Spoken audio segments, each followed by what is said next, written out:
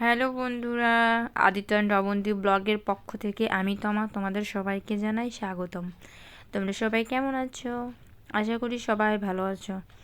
আমি আবারও চলে আসলাম রবীন্দ্রনাথের বাড়ির আরেকটা ব্লগ ভিডিও নিয়ে। তোমরা তো জানোই, গত ভিডিওতে বলছিলাম আমি আমার দুই ননদের সাথে রবীন্দ্রনাথের কুঠিবাড়ি বেড়াতে গিয়েছিলাম। এটা হচ্ছে শিলাইদহ, কুষ্টিয়ার শিলাইদহতে। তো সেখানে আদিত্যও গিয়েছিল। এখানে ভিডিও করা নিষেধ ছিল, কিন্তু তারপরেও আমি ভাবলাম তোমাদের জন্য একটু ভিডিও করি। আদিত্য এতই দুষ্টু, এতই জ্বালাচ্ছিল যে কি বলবো, কিছু বলার নাই। সে এখন খুব মনোযোগ দিয়ে ফোন দেখছে। এই সুযোগে আমি ভাবলাম ভয়েসটা দেই, কারণ তোমাদের সাথে তো এটা শেয়ার করা হয়নি। এটা হচ্ছে রবীন্দ্রনাথের নিচতলাতেই আছি আমি এখনও। এখানে অনেক রবীন্দ্রনাথের অনেক ছবি, তাছাড়া ওনার পরিবার পরিজন বা আশেপাশের বন্ধু সবার অনেক ছবি আছে। রবীন্দ্রনাথের নিজের হাতে আঁকা পেন্টিং, এই দেখো এটা। তারপরে নিজের হাতে করা শিল্পচিত্রও আছে। তোমরা এই যে শিল্পচিত্রটা। তারপর আরও অনেক কিছু এখানে দেখতে থাকো তোমরা। প্রতি দিবসের যত ক্ষতি যত লাভ পশ্চাতে ফেলে প্রকাশে করিয়া আমি নিব তব ভাব। আদিম সৃষ্টি রবীন্দ্রনাথের চিত্রকর্ম। তারপর এই যে ওই দিন ওখানে অনেক ভিড় ছিল, অনেক মানুষ ছিল। আসলে শীতের সিজনে এখানে বিভিন্ন রকম প্রোগ্রাম, তারপর হচ্ছে পিকনিক স্পট আর কি। এখানে অনেক দূর দূরান্ত থেকে পিকনিক করতে আসে স্কুলের, বিশেষ করে স্কুলের ছাত্রছাত্রীরা আসে। ওই দিন অবশ্যই স্কুল থেকে কোনো কিছু ছিল না, কারণ আমরা গিয়েছিলাম ডিসেম্বরের 24 তারিখে। তো ওই দিন অতটা কিছু ছিল না। এখানে ভিডিও করা সম্পূর্ণ নিষেধ। তারপরেও আমি একটু ভিডিও করছিলাম। আমাকে বারবার বলতেছিল ভিডিও করা যাবে না। যখনই বলে ভিডিও করা যাবে না, আমি তখনই ক্যামেরাটা অফ করে দিই। তারপর আবার ক্যামেরা দিয়ে ভিডিও করি।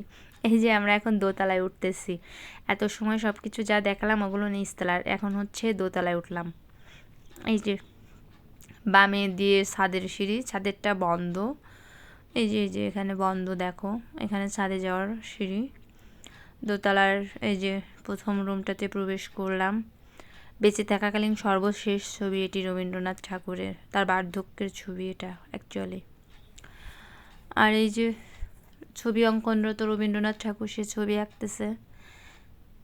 এটা হচ্ছে নোবেল পুরস্কারের সময়কার ছবিটা। দার্জিলিংয়ে রবীন্দ্রনাথ ঠাকুর।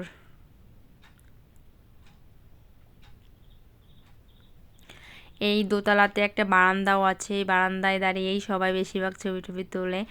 ওখানে অনেক কি বলবো, জায়গাটা এত সুন্দর, তোমরা না আসলে বুঝতেই পারবে না। তোমরা হয়তো অনেকেই এসছো, আবার অনেকেই আসো নাই। যারা আসো নাই আমি বলবো সবাই এসে একবার করে অন্তত দেখে যেও। আমাদের জাতীয় কবি,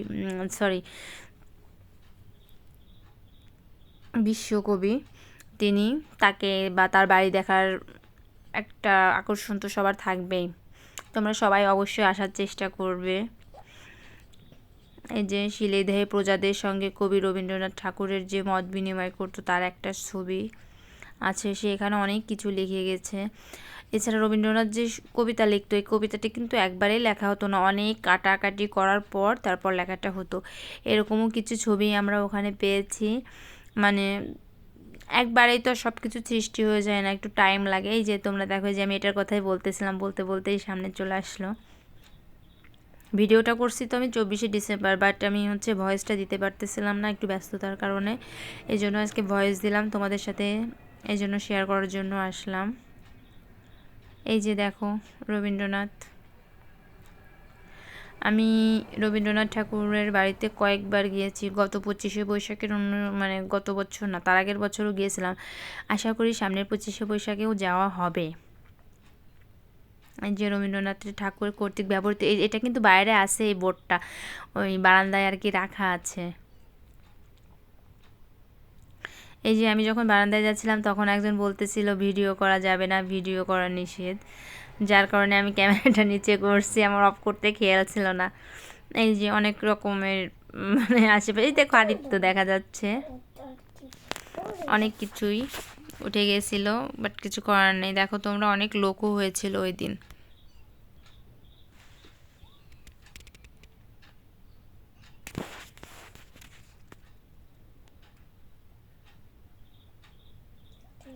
তোমরা প্লিজ আমার চ্যানেলটা সাবস্ক্রাইব করে দিবে, প্লিজ প্লিজ প্লিজ। এই যে আমার ভাগ্নি, ওই যে দেখা যাচ্ছে। এই সময় মেবি আমি মানে ভিডিও করতে নিষেধ করতেছিল, তো আমি তারপরেও ভিডিওটা চালু